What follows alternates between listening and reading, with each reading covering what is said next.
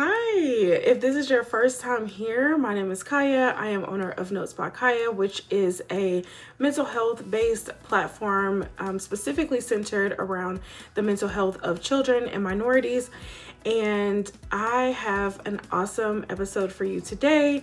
And this was just too good to not also put on YouTube and you to be able to see the people that we're speaking to. One of the dads was in 100% dad mode the entire time. So I love that you're also going to be able to see that if you're watching on YouTube. If you're listening on the podcast, go watch it on YouTube too. And so with June having Men's Mental Health Month, Father's Day, and Juneteenth, I was like, let's do something celebrating Black dads and just throw that all together. So I'm super excited. These are 5 amazing dads that I had the opportunity to talk to, and we even got a surprise guest. So keep watching for that. And please be sure to like, comment, share, all those different things. I appreciate that. The podcast is Notes by Kai, the podcast on Google Play, Apple Podcasts, Stitcher, Anchor. And I think that's it. If you have other suggestions, I'm open to that. And I'll leave all their information in the description in the show notes so that you can contact them as well. A couple of them do have their own podcast, so please be sure to support that as well. And let's jump right in. Okay. All right, so let's jump right in. Kevin, do you want to introduce yourself first? I sure will. How's everybody doing this evening? My name is Kevin Woodfork II. I was born in Tulsa, Oklahoma, raised in Sapulpa. I am a father of 2 with one on the way. My oldest is a girl, and then my son is about 16 months right now. It's definitely been fun, being a girl dad first, and then, becoming a boy dad as well. Two different types of energy in my house. That was definitely a little bit of a challenge to learn, but it's been a fun experience this far. Thank you. Glad to have you, Jesse. All right. My name is Jesse Woodfork, born in Tulsa, raised in Norman. I'm boy dad. So, yeah, it's been an adventure. Seeing a little bit of myself, in him, made me learn a lot about myself. So, it's been good. Okay, thank you for being here, Stanley. How you doing? Stanley Peavy, born in Alabama, stay in Cincinnati, Ohio. I am a father of 4, 3 girls, 1 boy, 15, 12 next month, 6 and 1. So I'm all across the board. I'm spread out. Um, Different learning curves over that many years, but it's been a roller coaster ride.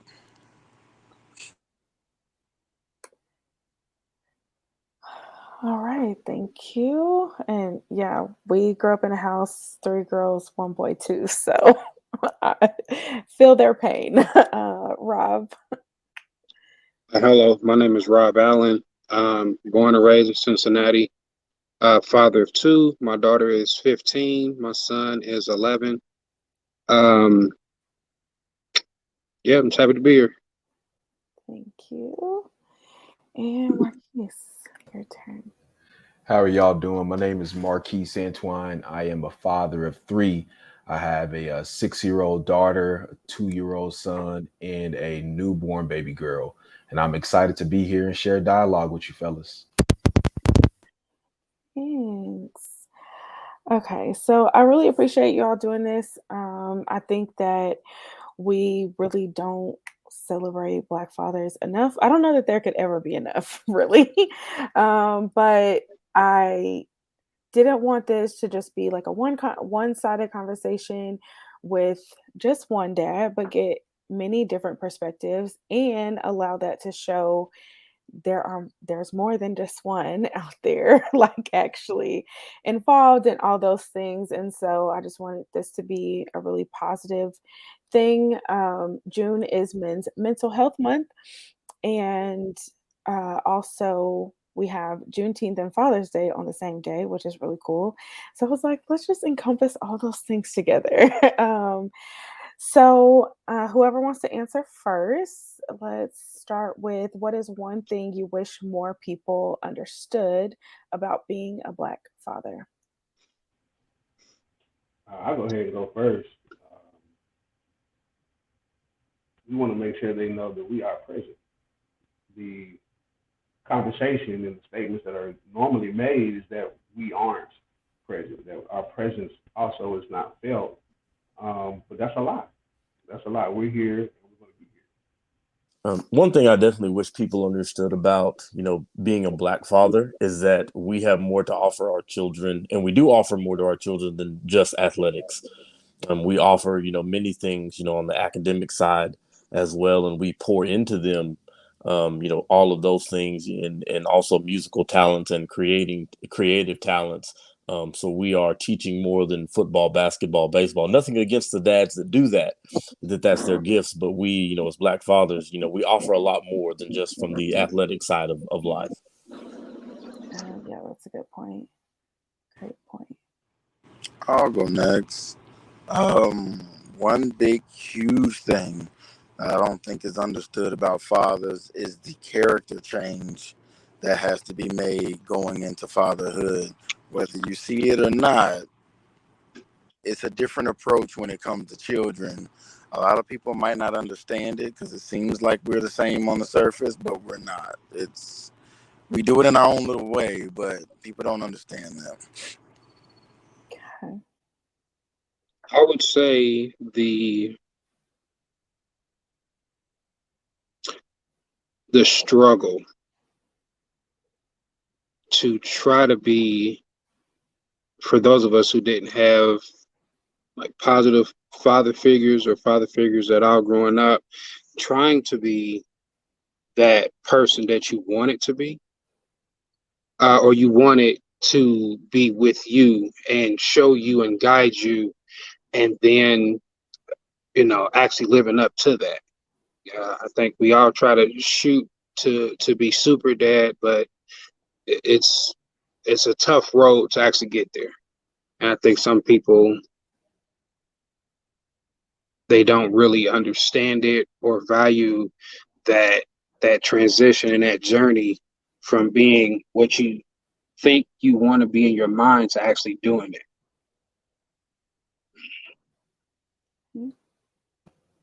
Man, the fellas really just kind of summed up what I was gonna say. But along to Rob's point, you mentioned about like being a superhero. I think there's being a father, and then there's being a Black father. I think that they are two separate entities that encompass both struggle, pain, but in a sense, when you have children, you get a feeling of freedom and liberation, and the pour that you get to give to your children, the pour of love, the pour of instilling character, instilling work ethic, uh, instilling positive mindsets, bringing forth affirmations. uh, Being a Black father, I think most people don't realize it's really almost kind of like uncharted territory, because for some of us, either your dad was in the picture and he was there, or he was not in the picture, or maybe he was in the picture but wasn't in the picture, halfway in, halfway out. And so it's uncharted territory. They say there is no guidebook, but for being a Black father, I think I commend every Black father that I see, because you're doing it some way, somehow. And like I said, this conversation is going to unpack the excellence of what being a Black father means. Absolutely. And that was a great segue um, into one. Um, we have we talk a lot about the fathers that are absent, right? And I kind of have my theories, but I'll let you all share first, and why fathers often pull away, and maybe what are some things that we can do to help that not happen so often. Um, you said pull away. So I know, like, my wife and I often have the conversation about how, like, the stereotype is either there's like conflict between the mother and the father, and like that does happen. But what about the lack of maturity? If you never got poured into, if character was never developed in you, if accountability was never, instilled in you, then when you make that decision to have a baby and now you have a child and you've become a Black father and the maturity level is low, I mean, the question is, what can we really expect? And, I've gone through it personally when people ask me about my relationship with my father. That's really, it hurts to say, but that's really what it boils down to, is just maturity level. I can look at it as a grown man now and just say, well, it kind of boils down to you weren't mature enough to step up to the plate and take hold of the responsibility that comes with having a kid. And it's probably far left, but that's one of I think the many perspectives as to why there's some Black fathers who kind of go the opposite direction. Yeah, I agree. I think some men just, to be honest, they were just looking for sex, and the kid came, and it was never in the cards for them as far as how they feel that they wanted kids. So, they just leave. I don't know if there's anything that could possibly go on to where I just up and leave my kids. Like, if me and my wife, divorce, if she, I can't think of one single thing where I would just pack up or just never be in my kid's life. Like, I didn't know my pops. I was 14. Like, I thought I was a damn alien. Like, I didn't. I thought I just dropped here. You know what I'm saying? I didn't. And being a dad now, I think that's a loaded question, because you won't really know why they pull away if you don't ask them. And a lot of ones that pull away, they never come back around. So you can ask them, why did you leave me? So it's like, it's hard to say. We can think of all the things that can possibly go through their head, but yeah, he said maturity. I'm gonna take it as weakness. They weren't ready they didn't have the strength to be a father. They didn't have the strength or the knowledge to take care of themselves, let alone someone else. So yeah, I think that's a loaded question. For sure. I think it's sort of an unfair question, because to me, 9 times out of 10, the reason why a father leaves his kids is never the children's fault. You know what I mean? Oh yeah, for sure. And out of an 11-year relationship, maybe 4 of those years was me fighting to stay in the relationship because of the kids. So that goes to show how strong and how strong-willed a man is to go through things to be with his children. I think a better question would be, why would they stay away? Because some men will leave and never see the child again. So I'm with Rob on that one. I think that question is very broad. And again, if it's about why they left, I don't think they're leaving on the will of the kids. It's on the will of, well, what happened between the mother and the father, and what wasn't able to be reconciled, and that led him to weigh the options of, is leaving his kids something he's willing to sacrifice to have peace of mind, or whatever reason he has for leaving. Yeah, absolutely. And you're right. The question is broad, and it's broad for a reason, so that we can get like the perception from many different views. And of course, even that pulling away happens at different points, right? So I'll kind of come back to that whenever I answer. But let's hear from Kevin and Jesse too. For me, I guess, I didn't deal with, my dad, he and my mom, were together, my whole childhood, but I can see, just my perspective, I think one reason they may not come back is society as a whole is just a lack of appreciation. As you said, to start, there's not a lot of celebration of fathers, and especially black fatherhood. So if you don't feel, as men, if you don't feel respected and appreciated, even for the little you're doing, because as fathers, I don't think any of us ever feel like we can do enough for our children, but it's always good to know, hey, thanks for, if you are in a situation where you're having to come by and visit, thanks for bringing this pack of diapers. Thanks for, even though it's a duty and we know it must be done, it's still good to hear that you going out there and making those things happen on whatever level you can as you're trying to grow is appreciated. But so often it's just, oh, well, you're supposed to do that, now go do some more. It just creates a level of animosity that shouldn't be there, whether the mom and the father work out or not. It just should be what is best, and how is this father doing what he should be doing for the child. So as you said, what can we do if we and especially fathers as well, from all of us here, to make sure we appreciate each father here, and the ones that we see out that are doing the things that they need to do and are supposed to do. It shouldn't be above us to say, hey, good job, bro, man, keep doing what you do for your kids, keep doing that, and then continue to try to better yourself. So I think appreciation is a big part of that.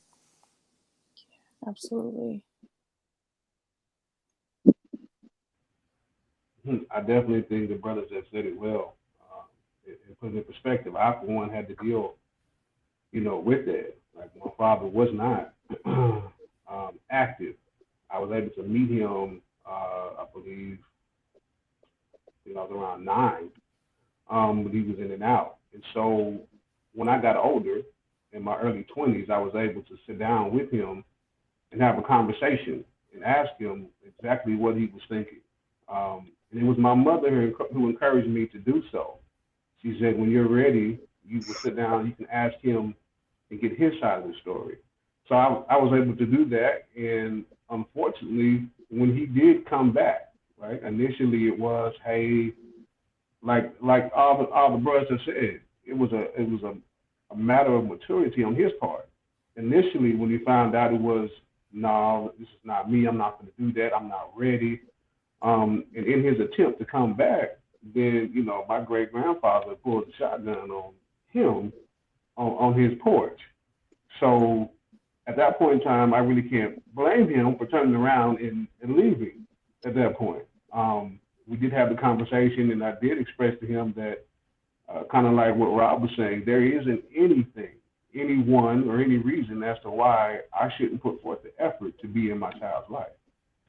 It boils down for us, as a community, that it is systemic, right? When we were quote unquote set free, then one of the things that our society set against us to make sure that we weren't successful was to pit a black woman against a black man, to make sure that, as Kevin said, the animosity was there and that it was passed down from generation to generation.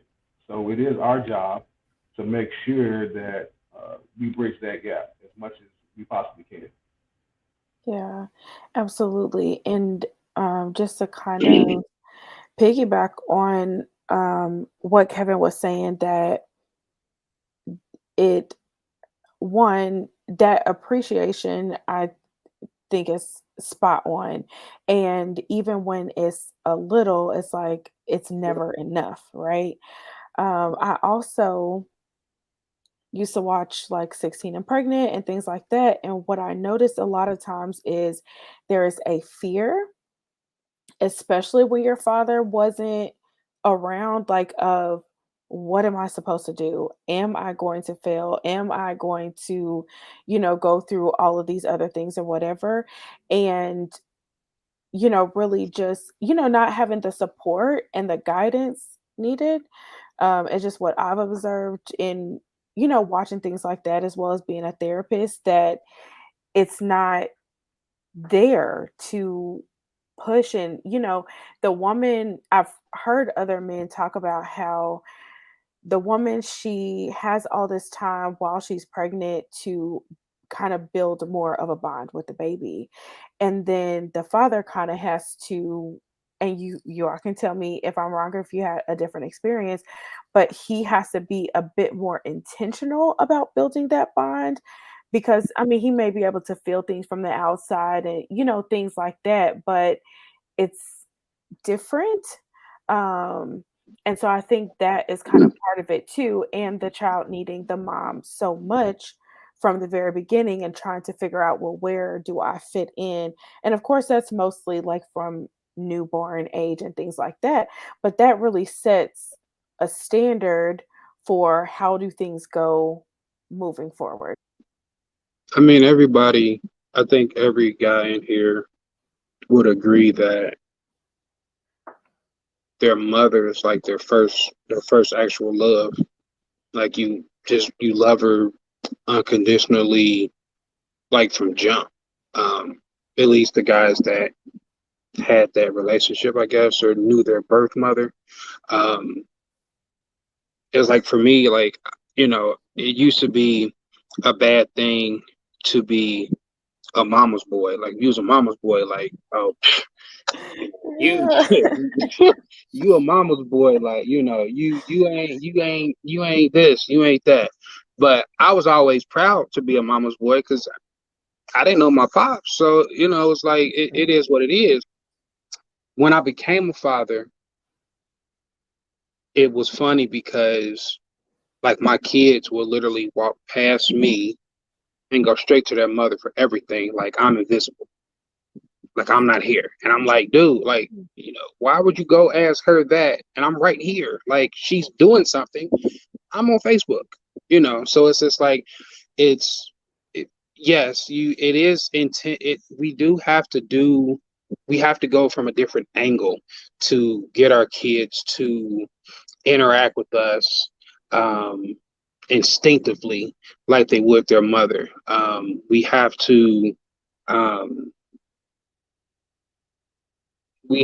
work. I feel men have to work harder to build the bonds with the babies because, they grow inside of the women for 9 months. So instinctively and by nature, they're going to tend to go towards who they've known for the first 9 months of their lives. Yeah, they might have heard our voice, they might have felt, a touch or two or whatnot. But I really feel that if men, if we don't try to build those bonds with the kids when they're young, you already failed. Like you can't leave out while they're young, try to come back while they're adolescent or preteen, and try to be like, oh well, I'm super dad now. It's like, no, I needed you super dad when I was building my mind up, when I was coming up, when I was trying to know about the world. Now that I know a little bit about the world, it's always going to be that gap.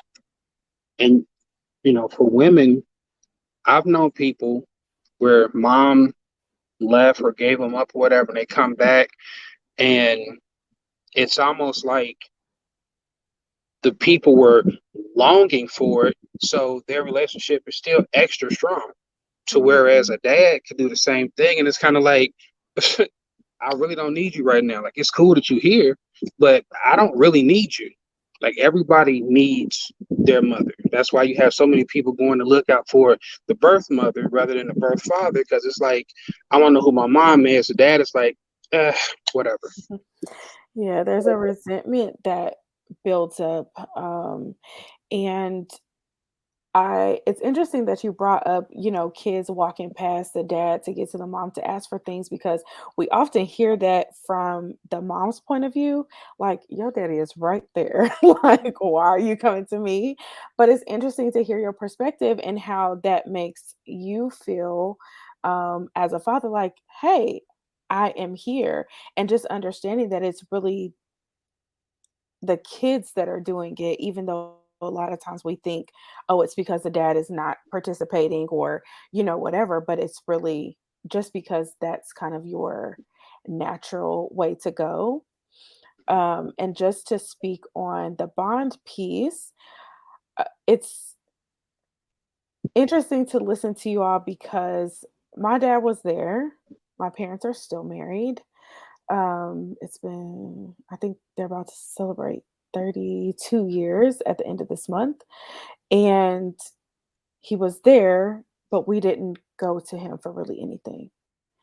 And a lot of it was fear and that relationship not really being there. So those kinds of things also put in a barrier as we were older. Um, so I think building that bond and continuing to build that bond as they get older is super important too. All right. So you all have kind of touched on your fathers a little bit. How would you say that influences the way that you show up for your children and family now? For me, it's all about having confidence. So the way I show up for my children now is no matter the outcome, I show up and be their biggest cheerleader. I'm their biggest supporter because, and it's not to double back or anything, but to touch on a couple brothers' points collectively here, people don't understand that the second that child is born, all the odds are stacked up against us. The child is for their mother as soon as they come out. We are trying to bring balance where the mother brings the nourishment, the TLC. We're trying to raise them up to be ready for the world. Them walking past us. I mean, you name it, the list goes on. So it's kind of hard to be a father, knowing that technically, if you think about it, if you think about what I just said, it's like, I don't want to have nothing to do with dude when everything I want and need is right here. So to work through that is a job even within itself. So when I'm sitting there shouting at the cheerleading practices and at the basketball game shouting, knowing that really 90% of that child is looking into the stands for their mother. You see what I'm saying? And only 10% of that is for me. And that builds up over time. So for me, all I can do is be a lending hand, an open space for them to come to, but still be a cheerleader for them, even though I know they're looking for their mother. So it's a big ordeal. Yeah, to kind of piggyback off that, I won't be too long-winded with this, but my daughter was a cheerleader for the Pee Wee League team that my son played for. And sometimes when mom have to work or, vice versa, um, when I was at the practice, when I was at the games, and they didn't see their mom, first thing was, "Where's mom?" I park in the car. Or she's in a meeting, or you know what? I'm like, well, I'm here. Don't I count? So it's like, it. He's right about that. Like, it was definitely, um, yeah. I know exactly when he said that. I know exactly what I even coached. I even became a coach so I could be there more for my son while he's playing football. And he would always say, "Well, is mom going to come watch me play? Is she going to come watch me practice?" Like, no, she has to be up there so she can watch her sister practice and make sure the sister doing what she needs to do. So yeah, that's funny. That's funny. One thing I know, my dad was always very good at was, quality time. And that's really been a big discussion, from Jesse and I on our podcast and just discussions we've had in our circles, as dads, we're here for, quality time because as, we are all expected to provide, protect, and those things. We can't give, a quantity of it. But, he was very good at, if I was watching, I'll always talk about, when I grew up, the Power Rangers were big. So he would come in and watch an episode of the Power Rangers, even though he would talk mess about them, like, oh, this show was dumb. But he would sit there and watch with me. Or, we would watch, maybe an old cartoon that he would like from Thundercats or He-Man, things of that nature. So it always, stuck in the back of my mind that the quality time was very important because as he had to go work and sometimes work two jobs, he didn't have, 8 hours a day to give me, but he would find, 15, 30 minutes, or an hour to be, in my world. And some of the things that were important to me, may become important to him during that time. I think Kevin hit it right on the head when you said your dad would attempt to be in your world. That's one of the things that I kind of lacked with my father. Excellent provider, my entire work ethic is literally based off of him. Uh, however, when it comes to like the quality time, that was a piece that I didn't get. So for me, it was just about looking in retrospect, being able to take, okay, what was the good, what was the bad, and realizing like, okay, quality time was a thing. I don't mind spending time, but if I'm not enjoying my time with you, then I'm just not enjoying my time. And it doesn't paint. We could be in the car going cutting grass, but man, I don't want to be outside cutting grass. Now, granted, I learned the work ethic. I learned the work ethic. But if this is all that I'm doing in my entire summer and I'm not being given the opportunity to spend real quality time, like you sitting down and saying, what does my son want to do? Those are the things that, I tend to find myself often doing, same like Kevin, I don't like the half the stuff my daughter watches. But will I bear through it? Will I bear through all the craziness? Yeah, I will. For third, like you give me for one episode. You got me for one episode, but I think I see the positive outcomes of that just because she'll often sit and talk to me like I'm having a conversation with a 6-year-old. And when she thinks that I haven't been paying attention or that I haven't been listening, the fact that I can recall certain things and you can see her face light up like, what? Like, okay. And like there has been so much improvement in my relationship with my eldest, my daughter. Uh, Really, I think in the genesis of that is just making time to spend and choosing to allow that to be quality time. So thank you, Kevin, for pointing that out. Yeah, that's good. And you kind of talked about the providing in there a little bit too. And I think sometimes, and as I've talked to my male friends about their relationship with their fathers, it's like, oh yeah, he was a great provider. He did that. Like that was nothing. But then what about the emotional support? What about being there for other things that I cared about and different things like that? So that was a great point. Can I add a little flavor to the stand up? Absolutely. Jayana. And I'm freehanding this. What if you had to answer? What would make me a good father? You're right, a good father. Why? Because you're loyal and you spend quality time with me, and I you make me enjoy time with you.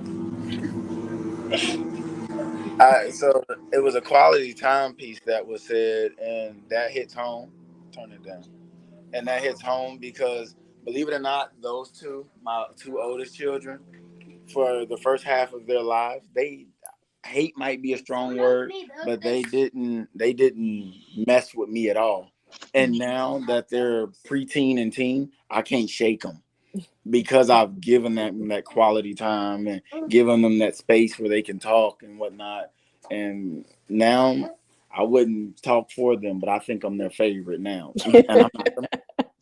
Hey, I was gonna say, man, your daughter literally just hit on like a very good point. She mentioned the word loyal, and like the thought that came to mind is like, as a kid, if I deem my father to be loyal to me, that means like you have my back. It's just like, you're gonna have your jobs back because they're giving you the income, and we get you have to be a provider, but your presence means everything. So to know that, man, my dad took time out, like Rob said, to be a football coach, that's loyalty. Like that's you really coming through in the clutch for me. And I may not see it. He may not see it now. You know what I'm saying? He's still asking for mom now, but at the end of the day, as he grows older, I believe that he at some point in time will realize like, man, dude was really loyal to his son to go to the extent of having my back to ensure that I'm where I'm supposed to be doing what I'm supposed to do. Uh, and stepping into a role that I mean you don't necessarily have to. You could be a parent on the sideline, but that's a huge step in being loyal to your child to take that to the next level. That was awesome. Thank you. And tell her we said thank you for adding to that. I love that. And it kind of just puts everything that we're talking about really in perspective and having a real life example of how much this means to your children, and what kind of difference that makes. And that even though it may start out a certain way or be a certain way at a certain point, it can change and be different, but it's going to take effort. And you're going to have to put that pride and ego to the side and say, okay, what do they need from me? I might feel like I'm doing everything I'm supposed to do, and I know what I'm doing behind the scenes that they don't see. But if they're not seeing it, something else has to change, because if they don't see it, it really doesn't. I don't want to say it doesn't matter, but it doesn't create the relationship that you're looking to create if you're not giving what they actually need. What is the most impactful lesson you have learned about fatherhood or through fatherhood? That none of my kids will be raised the same. Mm. I wish I could say that I was raised that you supposed to raise them the same, but four different personalities, you're not going to get the same point across the same way every time. You got to reword it, repackage it, the whole nine. And some of them need tender love and care a little bit differently. This one, deep discussion. My second one, that's DMX. She wanted straight, blunt, no chaser. It's. I wish it was easy and you could raise them all the same, but you can't. That I wish people would stop saying that, or at least that's for my experience. But it's different each time. Trust me. I think the most impactful thing I've learned is kind of what he said, but it's the love factor. Because, like I said, my mom is married. My mom has been married to my stepfather for, I think, 22 years. But by the time he came in, I already thought I was a man. So, it's like, um, but I try to set my kids up for the world better than my parents did me. They didn't really tell me about a lot of things. Um, I mean, anything from credit to, um, just kind of being out in the world. Like, you know, when I wanted Jordans, they said, go get a job. They didn't tell me how to keep the job, how I'm supposed to dress, for the job, nothing. Just go get a job. So that's what I did. I got my first credit card. I maxed it out, didn't pay for it, didn't, nobody told me anything. I just thought, oh, well, I got enough money to go get me some school clothes this year. That's what I did. So now, with me, I try to show my kids that I love them. I also try to, like I said, prepare them for the world. When I see that they're doing something that I think would be detrimental to their health or them growing as an adult, I try to teach them and show them with, you know, anything like with all the shootings of young black men. My son is going to be 6'11". Okay. He's going to be a big black dude. I'm 6'5". And it's not the same world that I grew up in. Like, it's almost like he has a bigger target on his back going forward than I did. And I had a target on my back. So I have to be intentional on how I raise him and how I teach him how to move and maneuver in this world, especially post-Trump. My daughter's the same way. So, it's like that. But in doing so, sometimes I think my love for them gets lost in the sauce because they still want to do things their way. I'm just trying to tell them, like, listen, I've already touched that stove. I have the scars. It's hot. Listen to me because I've already been burnt. I'm trying to tell you go this way because I've already been down that road. That's not where you want to go. I want you to be better than I ever was. And yeah, so in short, trying to rear your kids in the right direction and away from where you've been is hard work. Well, the one lesson I got that I've had from fatherhood is definitely the language that we have with our children is so important. Because in our community, we all grew up, whether it's cousins or siblings, and you would crack jokes and talk about each other, and you would do the same with parents and uncles and aunts.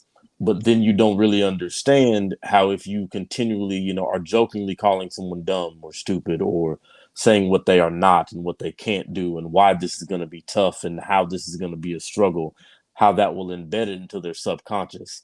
And now all they know when it comes to be test time, that it's going to be tough.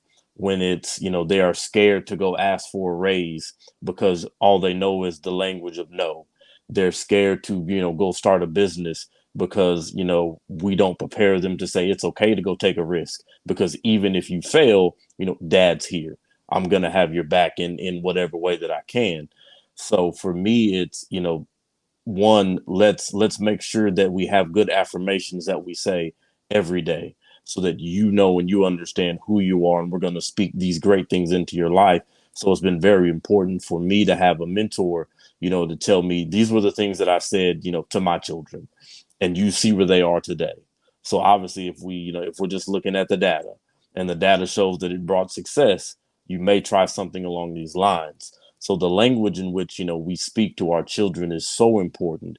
If we tell them that they're winners, if we tell them that they can truly be anything. We all heard that in school, but then maybe the message wasn't echoed when you got home. It wasn't believed that you could go be a doctor, you could go be a lawyer, you could go be an astrophysicist, you could go, whatever the case may be, outside of so many other things. But if we are very intentional about the language we have with our children, and tell them all the things they can instead of being so quick to say what they cannot do, I think that helps us as fathers, because as we say it to them, we also say it to ourselves. That's a great point, and I'm so glad that you said that, because that's extremely important. And it's interesting that you brought up what they might hear at school or from other people versus what's heard at home. I worked in a school for about 5 years, or several different schools, and I could spend all day teaching them these skills, telling them how great they are, encouraging them, empowering them, all the things. And then they go home, and that same environment completely wipes all of that away. I could have a student that is starting to use his words instead of fighting all the time. They go back to that environment, and then again back to the fighting. It's like, oh my goodness, come on. Like, but that home environment is so, so important. And what you're speaking, what you're doing, what you're showing them, all of that. So thank you for bringing that up. Mine's is kind of tied into what Kevin said. One of the most important things that I've learned in like my 6 years of fatherhood, I don't know if I've been at it longer than you guys have, but it's like we set the tone and create the atmosphere for our children's like mental, emotional, and spiritual success.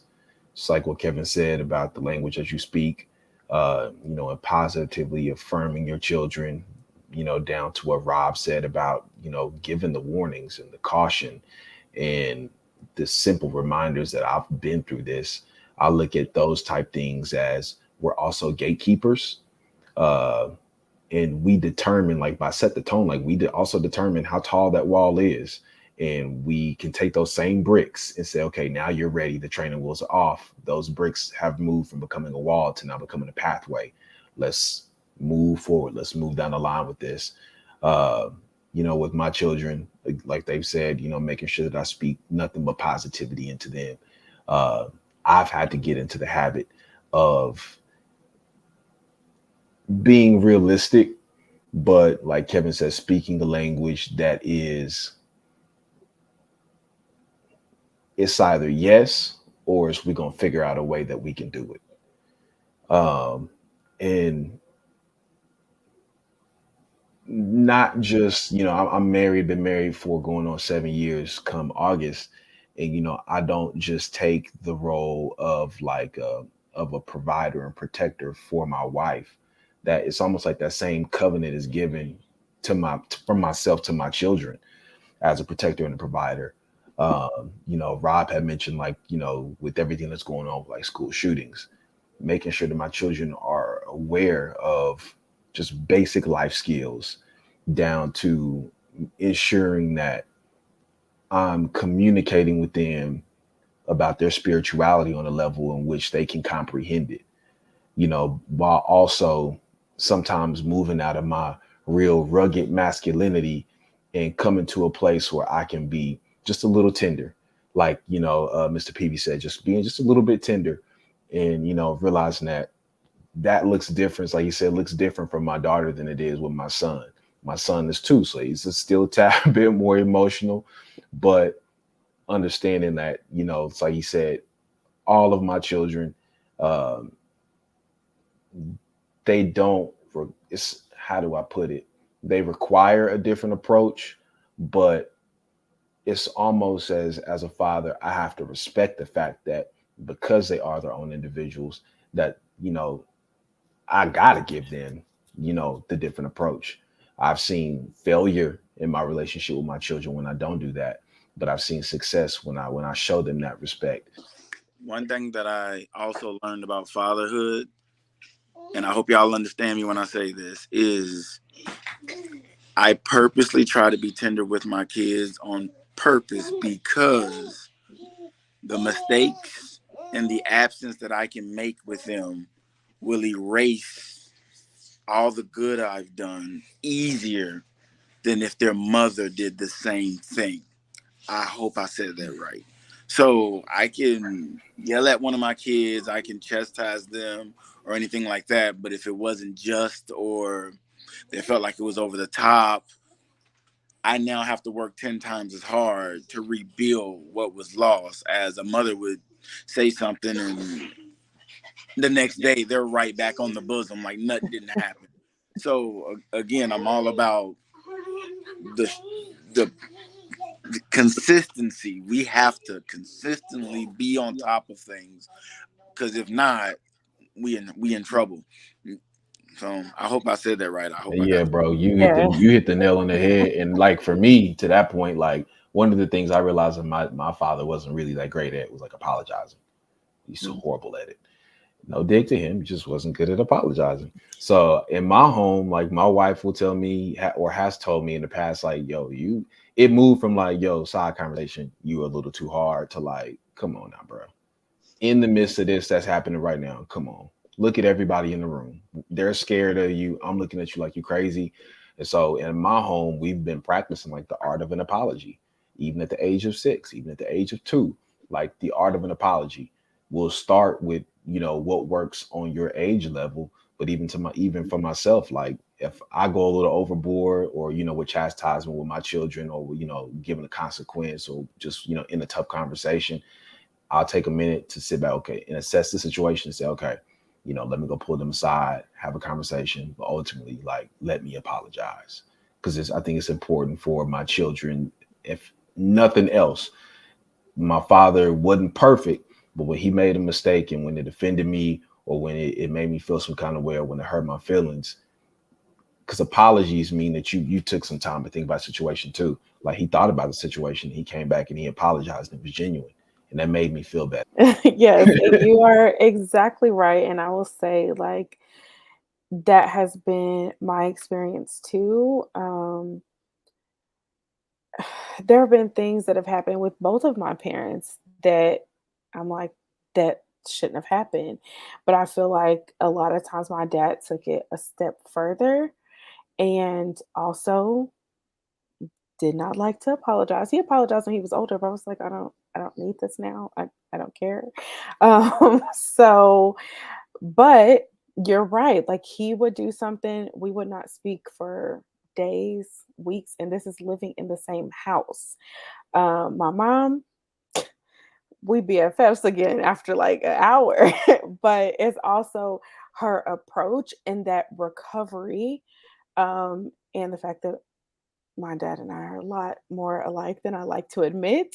So, um, we always would bump heads and things like that. I feel like I'm right. He thinks he's right. But yeah, that's an excellent point that you do kind of have to work a bit harder. And sometimes it's you're bigger, your voice is bigger, and all those different things. It has a much bigger impact on how those things are received. Well, last question. Tell me about a memorable experience you've had with your child or one of your children, because I think everybody has more than one, that still makes you proud. I'll go first because it keeps being brought up. So when we were first able to really go back outside, I took both of my kids to the basketball court to show them how to shoot. My daughter was teeter-tottering on playing basketball, and my son at 11 said he's the next GOAT, whatever. Um, so I'm like, okay, well, let's go see. Let's prove it. I haven't been on a basketball court in so long. I got bad knees and a bad back from playing I'm anyway, from playing all three sports. I played baseball, football, and basketball. Um, so I take them out there. I'm like, okay, let me see what you got. Show me your shot. I was like, "Whew, okay, that's bad." So I teach them the form and how to make sure that their hands are spread, where how your left hand should guide the ball, and make sure you put your follow through and this and the third. So of course they're not sharpshooters, they're not Steph Curry or nothing, but they were able to get the ball in the hoop.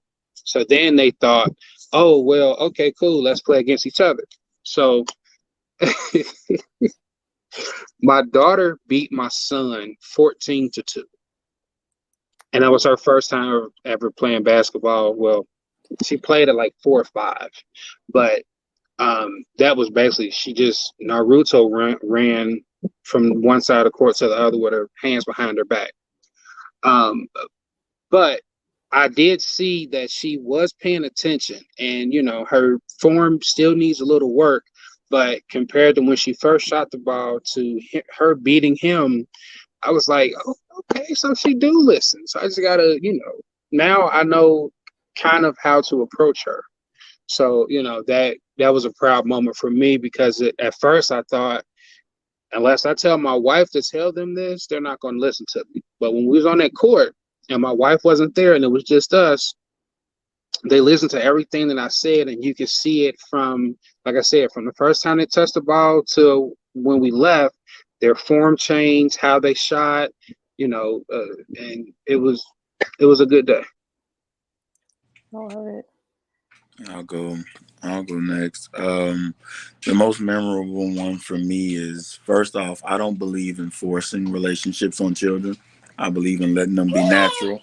Um, so some people are like, you need to say you love your kids every day and stuff like that, and make sure they feel it. So this one, my oldest one next to me, um, never told me she loved me until she turned 13, and it finally came out on her own. Um, of course, like I said, I'm a product of a divorce. I was dropping her back off to her mother, and she came out with it, and literally it floored my entire day because I'm like, did somebody coach her? Like that? That don't happen unless I say it first, or I say it first and tell her like, hey, I said something. Like, is somebody else in this car? Like, that's to me. Like, I started cussing. Like, that's not an everyday thing. To the point that was Facebook post worthy. I posted like I had to make sure I got the date and time. That don't happen. So again, that just goes to show that with time, with consistency, it'll come. It may not come with you want it, or even when the other person want it, or other people, but it'll come. Just stick to it. Jesse? Um, just amazing grace, man. Like you brothers are just phenomenal, man. Just wanted to tell y'all that it's been a pleasure meeting you all. It's just knowing, I just want to tell you, keep doing what you're doing, man, because y'all doing a great job. And for me, it was just knowing that the grace that I learned to show my son, he began to show it as well in his interactions with other people, understanding that everyone is not like him, but to show that patience that comes along with said grace. When he's talking to Kevin, and Kevin's asking him, so what do you want to do? What do you want to be? He's saying, hey, I want to be an astronaut, and to be specific, I want to study the moon because something is going on with the moon that we don't know about on the backside of the moon. That's one of the proudest moments that I've ever had because, like you said, as a culture, as a community, we're talking about who's going to be the next GOAT, who's going to be the next, LeBron, the next Jordan, the next whatever. Hey, this fella's talking about something's going on the moon on the backside, and he's right. Something is going on. Our weather is crazy. So for him to do that at 7, 8 years old, man, I can't thank God enough. Yes. Love that. And if I see anything that has to do with any of that kind of stuff, I am sending it to you. Probably one of my most impactful experiences is I've been in sales probably, man, 10. I'm 33, probably going on 10 years. Sold cars. I've worked at admissions in a school. Still being a personal trainer. Now I'm a realtor as well, and it was crazy because probably about the beginning of this summer, my daughter gets in the car one day, and after school, we're going home, and then she says, "Dad, hey, we need to go get some wood because I need to build a lemonade stand and I need to sell lemonade." And then, on top of that, I said, "Okay, so why do you want to sell lemonade?" Because I've started to talk to her about, investing in the stock market and why we do that and why it's good to, do that at a young age. She said, "Well, one, I want some toys, but I want to invest as well." So for her to have a conscious awareness already that I need to be doing some other things with my money, but to see her following in something that I've done, my entire life, it was very cool because I had never, told her she was going to go into sales. It was just something that she wanted to do. So to know she had the entrepreneur spirit already in her was very cool for me. Yeah, I love it. And that she recognized, like, oh, I want my toys, but we're going to be smart about this money too, that we can do both. I think most recent proud moment that gave me really the most joy was the birth of my youngest, just like it was 2 Fridays ago. And yeah, I know, right? Put me on the babysitter list. Right, exactly. But as it's already been stated, kids pay attention to what you do and what you say more than you think that they are or that they do. And it's for the last 9 months from the moment that we told our kids, like, yo, you're gonna have a baby, we're gonna have a baby. Don't know if it's a baby boy or baby girl, but there'll be another baby in the house. To the way that my 6-year-old has really stepped up. Like the level, she's still 6. She still does things that 6-year-olds do, but there's an intentional, like she's been intentional with how she's stepping up around the house. But it's also like, how Jesse said, with like the grace that she shows towards not just other people, but like I've really been telling my 2-year-old son, when you lash out, like, man, that's not how we treat our family. We love our family. We love our sisters because you're the only brother, you're the only boy. But it's the way that she's gentle with him. It's the way that she's a protector. But it's also the way that she's witty and has a very like crazy level of like intuitiveness. And they're just things that I'm just like, man, I see so much in you and you're kind of everywhere. But I think just that in itself, just being able to look at my child and just to see the potential, the overflowing well of potential that's there, that in itself just makes me proud. Well, thank you all so much again and again and again. You all were great. I'm so glad that all the people that recommended you all did so. And of course, like I told you all, like the person who recommended you, I was like, okay, we'll just go with it.